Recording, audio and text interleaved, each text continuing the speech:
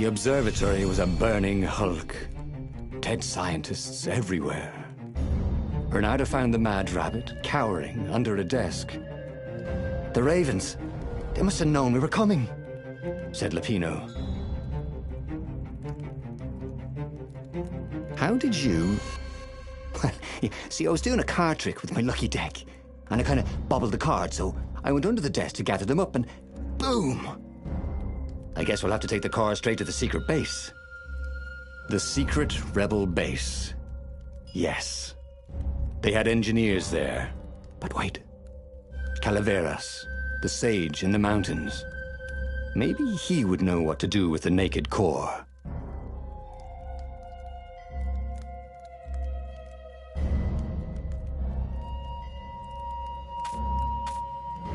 The core was killing him. He needed help. The sage, Calaveras, had given him the maps to find the armature and the core. If anyone knew the true name of the Transcendent Emperor, if anyone knew how to assemble the Sky Ripper, Calaveras did. If anyone could heal Reynardo and render the core safe, at least to its bearer, surely it was he.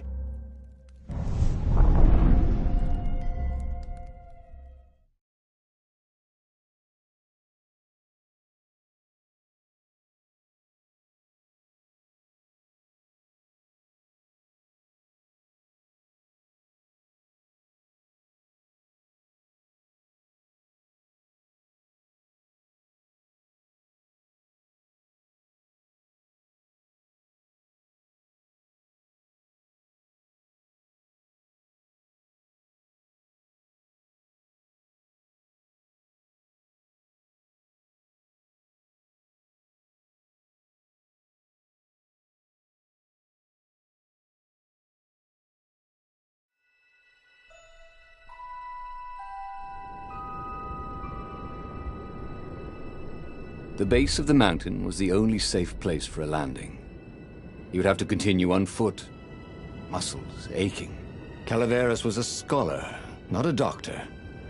Could he really save Reynardo from the poison radiating from the lost god's eye he was so recklessly carrying?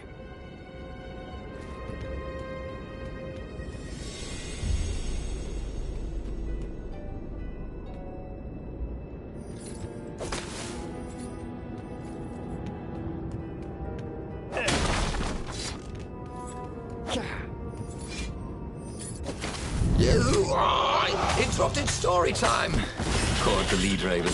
Now we'll never find out how it ended.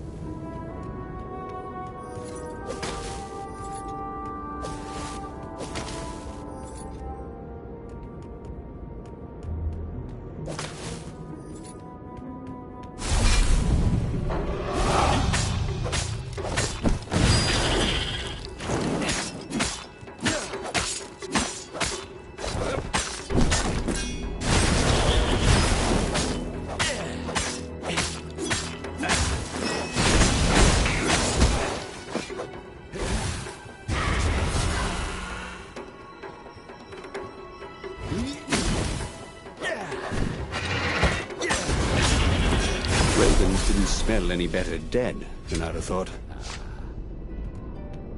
Oh, this was not a fun way to die. Even if he survived. No one would write ballads about the fox whose knees ached forever, would they? Not unless he paid for it. And he hated paying for publicity.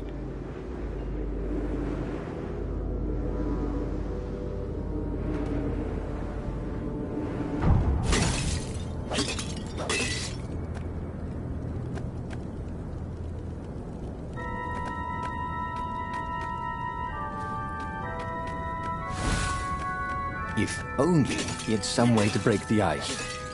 Or convince it he was a friend.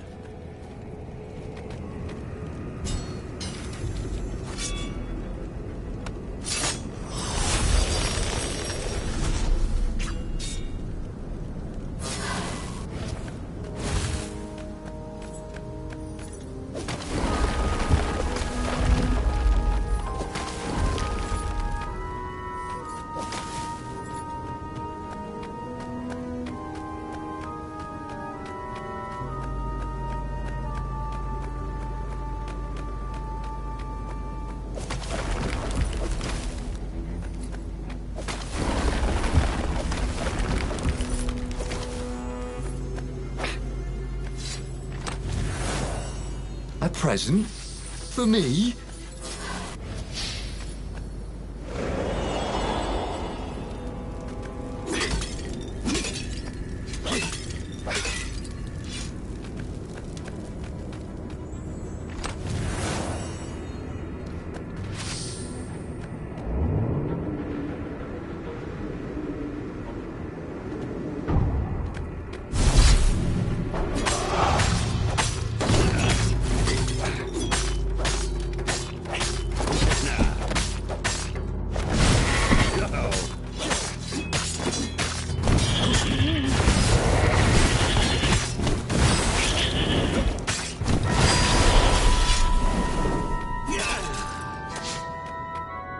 It was chilling walking through the living mountains.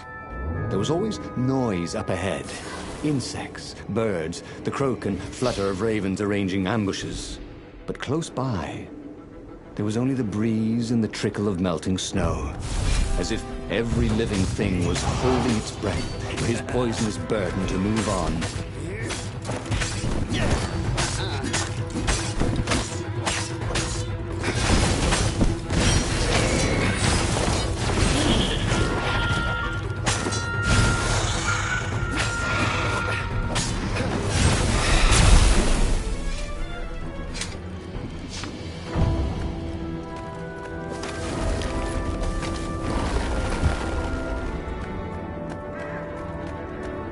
Couldn't they have put in an elevator? Or a giant eagle? Or something?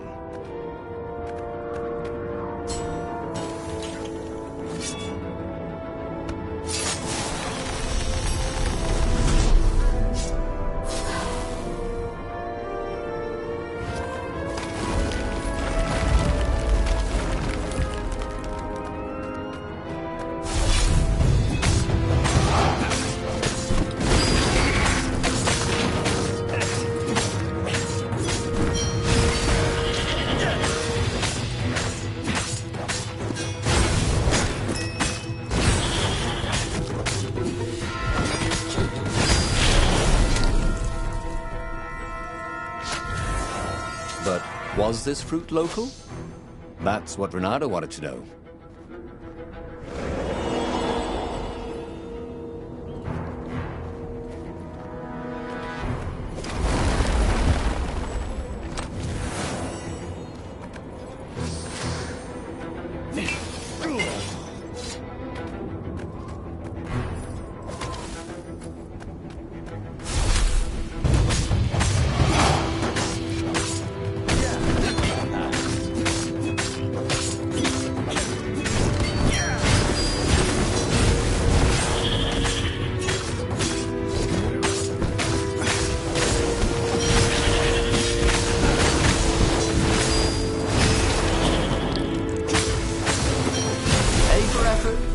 D for dead.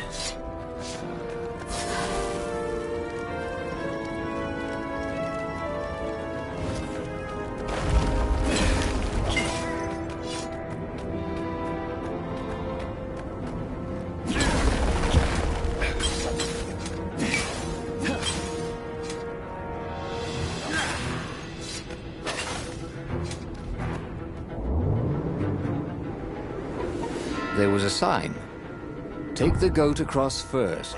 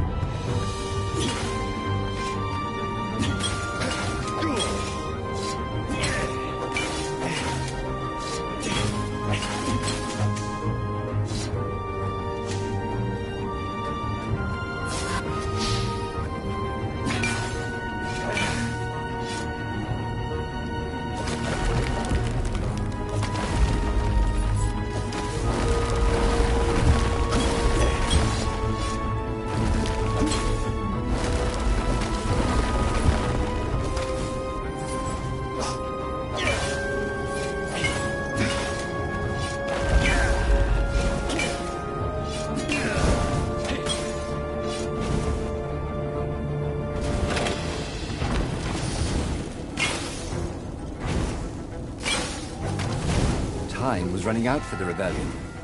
They might already be fighting the Imperial fleet.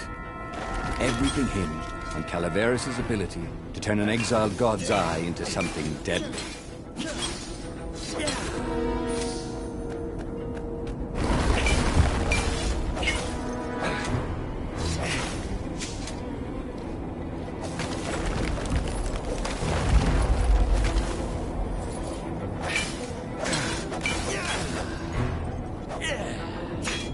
Sometimes, at home, he'd wave his sword around for hours.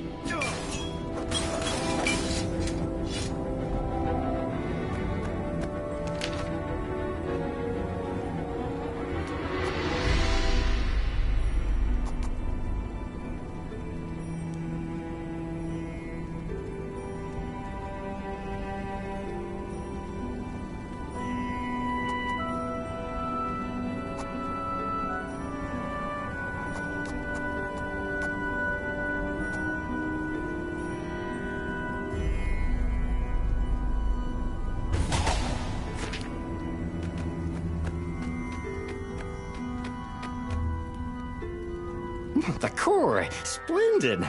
Croaked Calaveras. Where's the armature? Right, I was kind of hoping you wouldn't need it.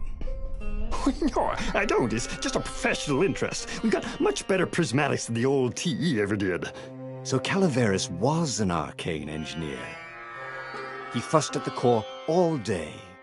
He wrapped it with silver chains, and in front of it, he placed a huge, round ruby, so that it looked like a monstrous, floating eye. So, what is it? Yeah, I call it the Oculum. It's my very first death ray. And it won't poison me? Oh, no, it's completely safe now. Anything I should watch out for? Yeah, try to avoid pointing at any mirrors. As he loaded the Oculum onto the Farfarer, Bernardo was a little concerned about Calaveras. People who were utterly sure of themselves, he had found, were either experts or horribly wrong. Or both. But Bernardo only needed to fire the Oculum once. He only needed to destroy one ship, the Emperor's ship, and the war was over. Bernardo plunged into the Imperial fleet. He felt the Oculum humming.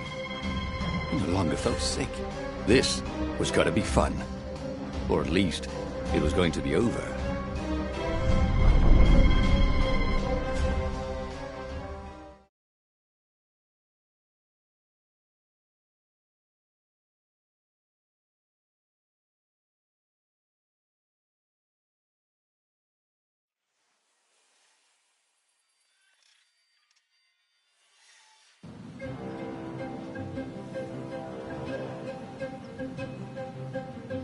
Bernardo resisted the temptation to fire the Oculum until the time came. He could sense its arcane energies yearning to escape the